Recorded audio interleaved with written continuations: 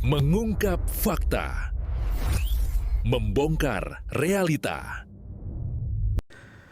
Sebelum api Agustus meledak, bara api sebenarnya sudah menyala di berbagai daerah akibat kebijakan perpajakan yang agresif di awal hingga pertengahan 2025. Ini adalah fondasi kemarahan yang seringkali tidak terlihat dari Jakarta. Inilah jenis pajak yang menjadi biang keladinya.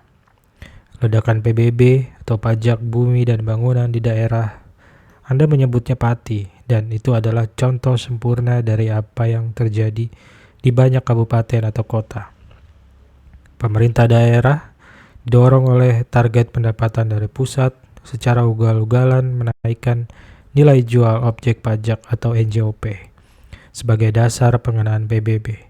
Akibatnya, tagihan PBB masyarakat dari petani hingga pemilik rumah di perumahan sederhana meledak hingga ratusan persen. Yang kedua adalah kenaikan tarif PPN. Kebijakan menaikkan tarif PPN menjadi 12% yang efektif berlaku pada pertengahan 2025 adalah silent killer. Kenaikan ini mungkin tidak terasa dalam satu kali transaksi, tapi secara kumulatif ia membuat semua harga barang dan jasa merangkak naik. Dari harga mie instan, sabun, pulsa, hingga ongkos jahit. Ketika pemerintah mengumumkan kenaikan harga BBM dan juga listrik, efek kenaikan PPN ini menjadi berlipat ganda, membuat rakyat merasa benar-benar dirampok dari segala sisi.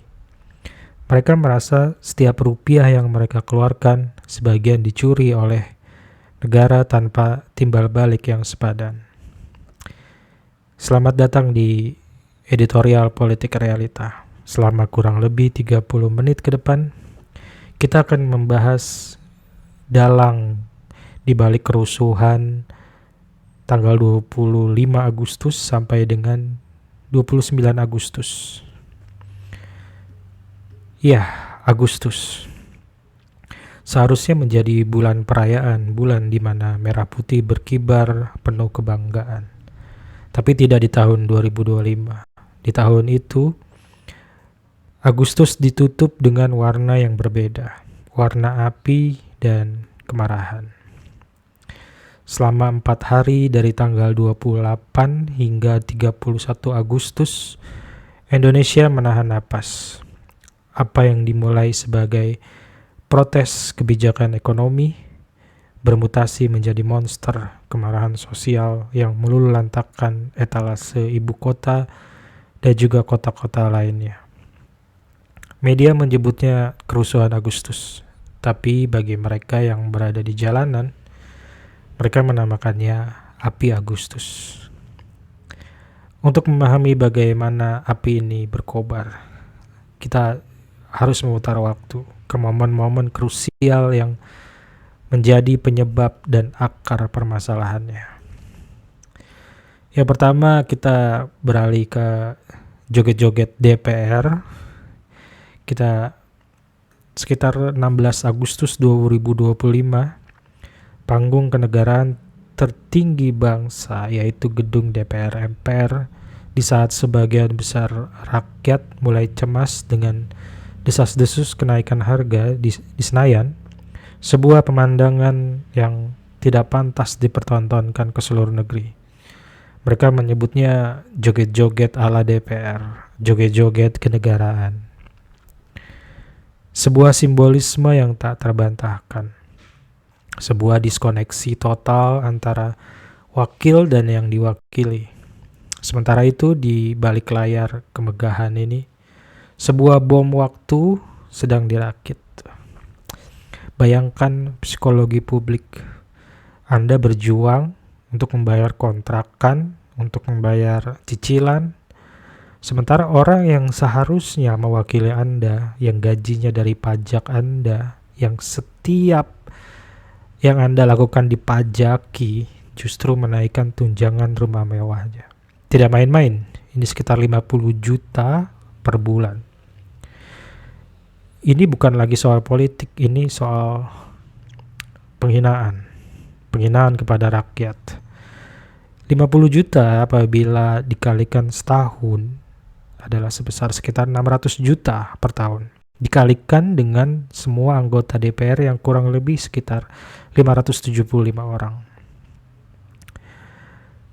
Pesta di Menara Gading ini mengirimkan satu pesan jelas kepada rakyat. Penderitaan kalian itu bukan urusan kami. Pemandangan tidak pantas ini menjadi meme abadi. Ini adalah bukti visual yang tak terbantahkan bahwa para politisi di Menara Gading ini yang berpesta pora dan sama sekali tidak merasakan denyut penderitaan rakyat yang mereka wakili. Ketika berita kenaikan tunjangan rumah, mereka keluar beberapa hari kemudian. Ini langsung diputar di seluruh media.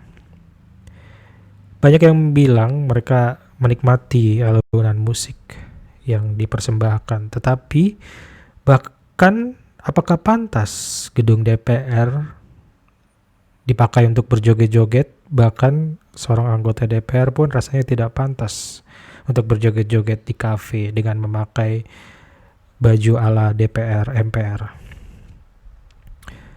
Mereka ini adalah ketamparan telak bagi wajah publik. Saat rakyat menjerit karena harga-harga melambung tinggi, para wakil rakyat justru sibuk menambah pundi-pundi dan fasilitas mewah mereka. Berita ini menyebar seperti virus dan menjadi bahan cemoohan utama. Isu ini menyatukan semua elemen masyarakat yang marah. Tidak peduli apa latar belakang politik mereka, semua sepakat bahwa ini adalah sebuah pengkhianatan yang memuakkan. Ini menjadi bukti paling konkret dari jurang pemisah antara elit yang terasing dan rakyat yang menderita. Tanggal 25 Agustus 2025, hari yang akan diingat sebagai hari jatuhnya vonis ekonomi. Dua kebijakan pahit diumumkan. Subsidi Pertalite dicabut total. Tarif dasar listrik naik 30%. Bagi pemerintah ini adalah langkah untuk menyelamatkan APBN. Tapi bagi jutaan rakyat Indonesia, ini adalah cekikan di leher. Ini adalah kesalahan fatal dalam kalkulasi politik dan sosial. Pemerintah mungkin berdalih ini untuk menyelamatkan APBN, tapi bagi rakyat bawah, ini adalah vonis mati bagi daya beli mereka. Bayangkan ongkos transportasi naik, biaya produksi UMKM melonjak, dan harga kebutuhan pokok meroket dalam semalam. Kebijakan ini dianggap sebagai bukti nyata bahwa pemerintah tidak lagi berpihak pada wong cilik dan hanya melayani kepentingan elit dan korporasi. Ini adalah korek api yang menyulut tumpukan jerami kering yang sudah lama ada. Dalam hitungan jam, gelombang kepanikan dan kemarahan mulai terbentuk. Media sosial menjadi kancah luapan emosi. Tanggal aksi mulai disebar. Semua mata tertuju pada tanggal 28 Agustus 2025. Jika kebijakan ekonomi adalah korek api, maka Senayan menyediakan bensinnya. Dua peristiwa kunci dari gedung parlemen mengubah protes ini menjadi amarah yang personal. Pertama, RUU perampasan aset, senjata pamungkas melawan koruptor, lagi-lagi digantung tanpa kejelasan. Publik melihat ini sebagai sandiwara. Para elit dianggap sedang melindungi harta haram mereka sendiri, sementara rakyat diminta berkorban. Satu kata tolol, satu kata yang menampar wajah jutaan orang. Pernyataan yang dianggap arogan dan menghina ini menjadi viral dalam sekejap. Itu adalah kesalahan fatal. Sahroni mungkin tidak bermaksud begitu, tapi di tengah emosi massa yang tinggi, pernyataannya menjadi legitimasi bahwa elit memang memandang rendah rakyatnya. Kemarahan yang tadinya kebijakan kini punya wajah-wajah arogansi. Bayangkan situasinya. Rakyat sedang terhimpit, turun ke jalan menyuarakan penderitaan. Sementara rakyatnya dan para elitnya memiliki gap yang sangat besar dalam hal pendapatan. Mereka hidup bergelimang kemewahan, rumah dengan harga 150 miliar. Alih-alih berdialog, justru mereka malah terkesan tidak peduli. Ini bukan lagi soal perbedaan pendapat, ini adalah serangan terhadap martabat. Bahkan mereka pun tidak berani menemui para pendemo dan tidak ada komunikasi dengan para wakil rakyat yang seharusnya dianggap mewakili. 28 Agustus, gelombang massa tumpah ke jalan. Awalnya berjalan relatif tertib, orasi, nyanyian, spanduk, tapi di sore hari situasi mulai berubah. Di tengah kekacauan, di bilangan Semanggi, sebuah tragedi terjadi. Sebuah nama yang akan menjadi simbol perlawanan di hari-hari berikutnya. Ya, dia bernama Afan sang ojol. Afan seorang pengemudi ojol berusia 29 tahun, ayah satu anak, tewas di tengah bentrokan. Penyebabnya adalah kebrutalan aparat dengan melakukan penabrakan melalui mobil rantisnya. Bahkan dia terlihat sangat parah kondisinya dan ini adalah pemantiknya. Kematian Afan, seorang pengemudi ojek online, saat aksi demonstrasi di malam hari 28 Agustus 2025 adalah percikan api yang menjadi kebakaran hebat.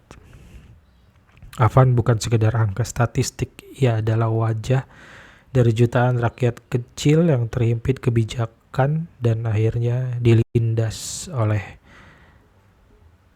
arogansi aparat.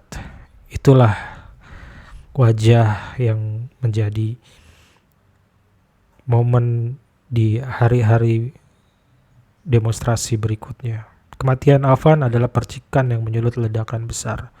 Solidaritas ojol yang terkenal militan terbakar. Malam itu pesan berantai menyebar seperti api. 1 orang untuk Afan, 1000 turun ke jalan. Keadilan untuk Afan. Kematian yang viral melalui rekaman video amatir dan dituding akibat kebrutalan aparat menjadi simbol perlawanan. Solidaritas komunitas ojol yang militan dan tersebar di seluruh negeri langsung tersulut. Mereka tidak lagi hanya menuntut soal harga BBM, mereka menuntut keadilan untuk kawan seperjuangan. Isu ini mengubah demonstrasi dari protes ekonomi menjadi gerakan moral melawan tirani dan kekerasan negara. Afan menjadi martir dan kematiannya memberikan legitimasi moral bagi massa untuk turun ke jalan dengan amarah yang lebih besar. Massa yang jauh lebih besar dan amarah yang lebih besar. 3 hari berikutnya, Jakarta dan kota-kota besar lainnya menjadi neraka. Protes tidak lagi terkonsentrasi di satu titik. Massa bergerak liar, didorong oleh kemarahan atas kematian Afan dan disusupi oleh para provokator. Ya, tanggal 29 sampai dengan 31 Agustus 2025. Di titik ini kita melihat resep komplit bencana. Ada kemarahan ekonomi dari rakyat bawah, ada kemarahan moral karena kematian Afan, ada kemarahan politik dari mahasiswa, dan jangan lupa selalu ada aktor kepentingan yang menunggangi kekacauan untuk agenda mereka sendiri. Semua melebur jadi satu. Pemerintah gagap. Pendekatan represif yang dilakukan aparat justru semakin memanaskan situasi. Negara seolah lumpuh oleh amarah rakyatnya sendiri. Sintesis akhir, resep komplit bencana Agustus 2025. Sekarang kita memiliki gambaran utuhnya. Kerusuhan ini adalah sebuah tragedi yang dibangun lapis demi lapis. Fondasi masalah, ketimpangan ekonomi, kekecewaan pasca pemilu, dan polarisasi. Kebijakan pemicu yaitu kenaikan harga BBM dan listrik, kenaikan tunjangan DPR, dan mandeknya RUU perampasan aset. Simbolisme arogan, yaitu pernyataan yang tidak pantas dari seorang wakil ketua DPR Sahroni, dan visual joget kenegaraan anggota DPR. Percikan kemanusiaan yaitu kematian tragis ojol Afan yang menyulut solidaritas dan amarah. Semua adalah penyebab dan dalang dari kerusuhan sosial yang terjadi pada tanggal 28 sampai dengan 31 Agustus 2025. Setelah 4 hari yang membakar, api akhirnya mulai padam, meninggalkan luka bakar yang dalam di tubuh bangsa. Ratusan orang terluka, puluhan ditangkap, dan kerugian materi yang tak terhitung. Api Agustus menjadi pelajaran yang sangat mahal. Sebuah pengingat brutal bahwa di bawah permukaan stabilitas yang rapuh tersimpan bara api kekecewaan yang siap berkobar jika dipicu oleh ketidakadilan dan arogansi. Pertanyaannya bukan lagi mengapa ini terjadi. Pertanyaan yang tersisa adalah, sudahkah kita belajar dari revolusi Prancis, di mana kedaulatan negara runtuh hanya dalam seketika akibat pajak yang sangat tinggi dan para elitnya yang bermewah-mewahan? Atau jangan-jangan kita hanya sedang menunggu percikan api berikutnya?